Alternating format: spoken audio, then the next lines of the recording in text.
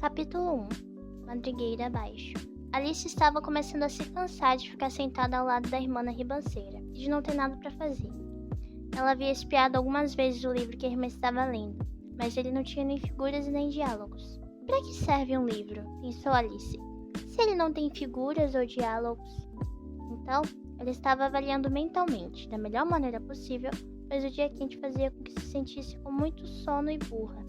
Se o prazer de fazer uma guirlanda de margaridas valeria o trabalho de se levantar e colher as flores, quando de repente um coelho branco com olhos vermelhos correu perto dela.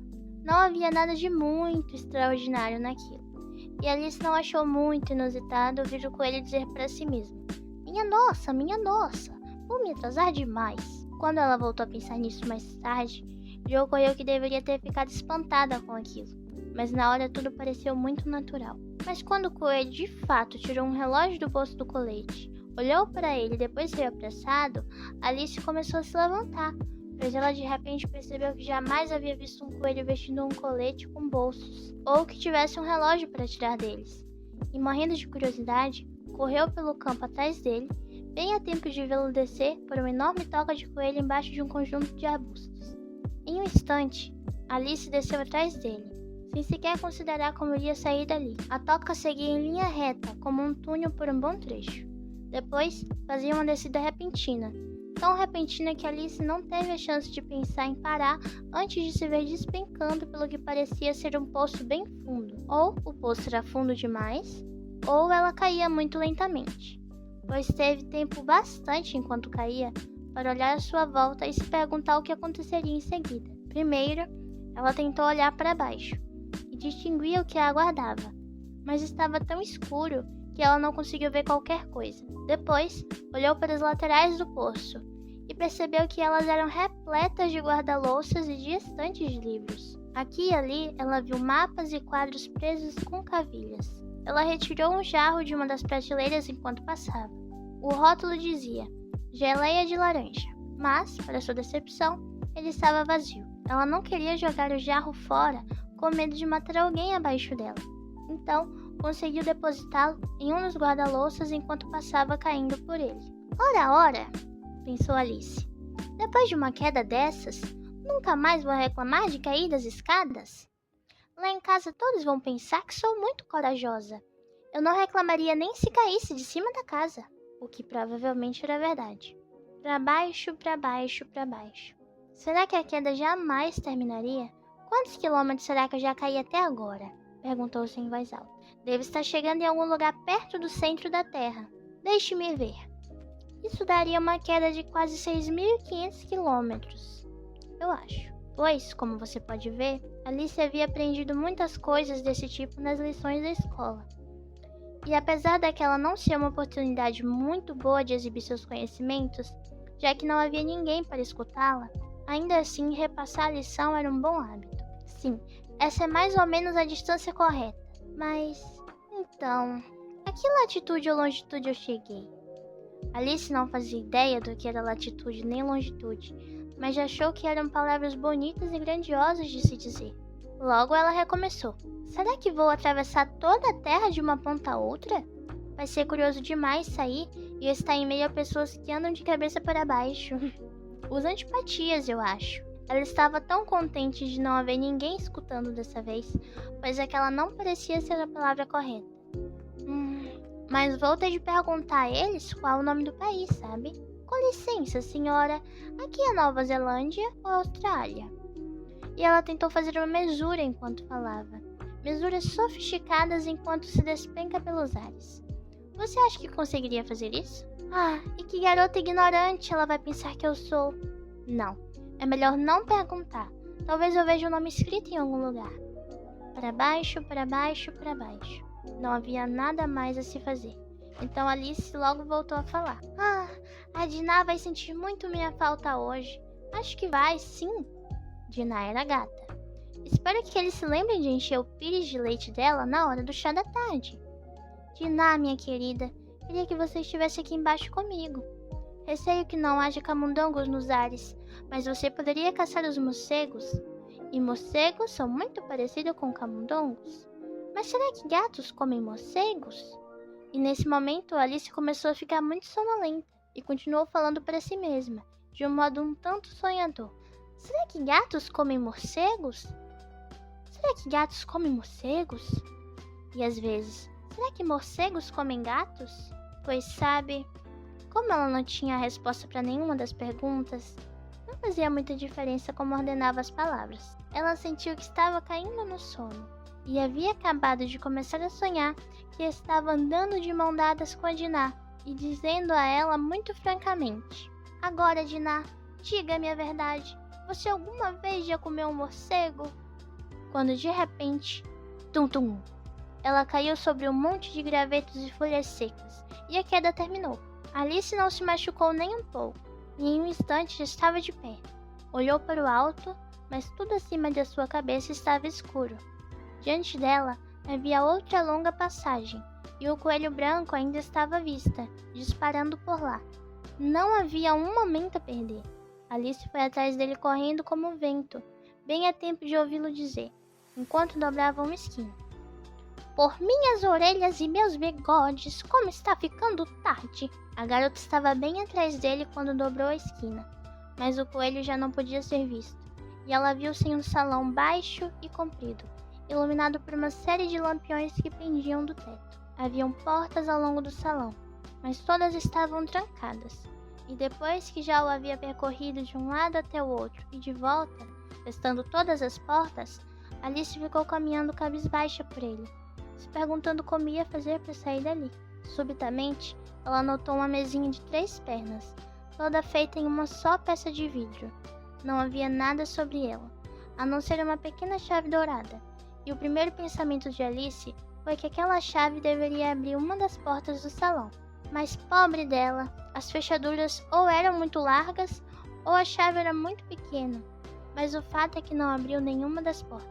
No entanto, em uma segunda tentativa, percebeu uma cortina baixa que não havia notado antes, e atrás dela havia uma porta de cerca de 40 centímetros de altura. Tentou colocar a chavinha dourada na fechadura, e para sua alegria, ela encaixava. Alice abriu a porta e descobriu que levava a uma passagem estreita, não muito mais larga do que uma toca de rato. Ela se ajoelhou, olhou para dentro da passagem e avistou o jardim mais encantador que já vira. A menina queria muito sair daquele corredor escuro e passear por entre aqueles canteiros de flores de cores vivas e aquelas fontes refrescantes, mas não conseguia nem passar a cabeça pela porta. E mesmo que eu conseguisse enfiar a cabeça pela porta, pensou a pobre Alice, não ia adiantar de muita coisa sem os meus ombros. Ai, como eu queria poder me encolher como um telescópio. Eu acho que até conseguiria, se eu pelo menos soubesse por onde começar. Pois veja você, tantas coisas inusitadas haviam acontecido nos últimos tempos que Alice começara a achar que de fato pouquíssimas coisas eram realmente impossíveis. Parecia não fazer sentido ficar esperando perto da pequena porta. Então, voltou até a mesa, com alguma esperança de encontrar outra chave sobre ela. Ou quem sabe um livro contendo as regras para fazer as pessoas encolherem como telescópios. Dessa vez, encontrou uma pequena garrafa sobre a mesa, que com certeza não estava ali antes, disse Alice. E, amarrada ao gargalo, havia uma etiqueta de papel com as palavras "Beba-me", maravilhosamente impressas em letras grandes. Era fácil dizer "Beba-me", mas a sábia pequena Alice não se apressaria a fazê-lo. Não, vou examiná-la antes, disse ela, e ver se em algum lugar está escrito veneno ou não. Pois ela havia lido várias histórias sobre crianças que haviam sofrido queimaduras, ou que haviam sido devoradas por animais selvagens ou outras coisas desagradáveis. Tudo porque elas haviam sido incapazes de se lembrar das regras simples que seus amigos lhe haviam ensinado. Como, por exemplo, que um atiçador em brasa vai lhe causar uma queimadura se você segurá-lo por muito tempo. E que se você cortar o dedo muito fundo com uma faca, ele provavelmente vai sangrar. E ela jamais havia se esquecido de que, se você beber uma grande quantidade de um líquido de uma garrafa em que está escrito veneno, é quase certo que você passe mal, mais cedo ou mais tarde. No entanto, nessa garrafa não estava escrito veneno, então Alice se arriscou a provar dela, e achando o gosto da bebida muito bom, na verdade tinha um sabor misturado de torta de cereja, creme inglês, abacaxi, peru assado, café e torrada amanteigada quente. Logo tomou tudo. Que sensação curiosa! Exclamou a menina. Devo estar encolhendo como um telescópio. E estava mesmo. Alice agora media apenas 25 centímetros de altura. E seu rosto ficou radiante quando ela se deu conta de que agora tinha um tamanho certo para passar pela pequena porta e chegar àquele jardim encantador. Antes, no entanto, esperou alguns minutos para ver se não ia encolher ainda mais. Aquilo a deixou um tanto nervosa, pois isso podia acabar, disse Alice para si mesma, me fazendo desaparecer por completo, como uma vela. E se isso acontecesse, como eu seria?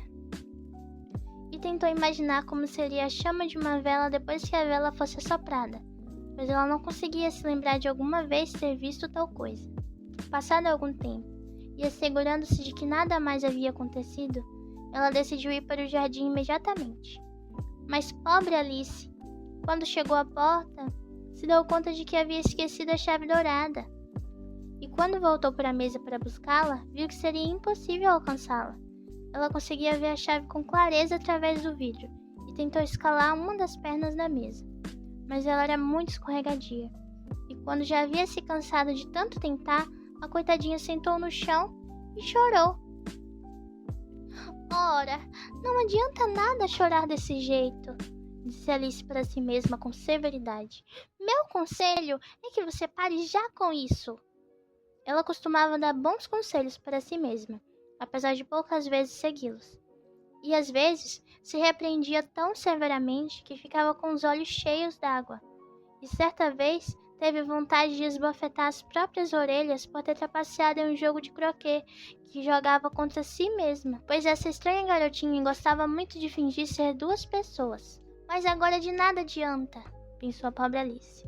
Fingir que sou duas pessoas. Ora, já não sobrou quase nada de mim para formar uma só pessoa que se preze. Logo depois, seu olhar recaiu sobre uma caixinha de vidro que estava sobre a mesa. Ela abriu e encontrou ali dentro um pequeno bolo em que as palavras "coma-me" estavam lindamente escritas com groselhas. Bem, vou comê-lo, afirmou Alice. Se ele me fizer crescer, posso alcançar a chave. E se ele me fizer encolher ainda mais, poderei passar por debaixo da porta. Então, de todo modo, vou poder entrar no jardim, e não me importa o que vai acontecer. Ela comeu um pedaço e disse para si mesma com ansiedade: para cima ou para baixo? Para cima ou para baixo? Com as mãos sobre a cabeça para sentir se crescia ou encolhia, e ficou muito surpresa ao descobrir que não mudara de tamanho. De fato, isso era o que em geral acontecia quando se comia um bolo, mas Alice agora já havia se acostumado tanto a esperar que apenas coisas inusitadas acontecessem, que parecia entediante e maçante que a vida seguisse dessa maneira tão comum. Então ela botou a mão na massa e rapidamente comeu o bolo todo.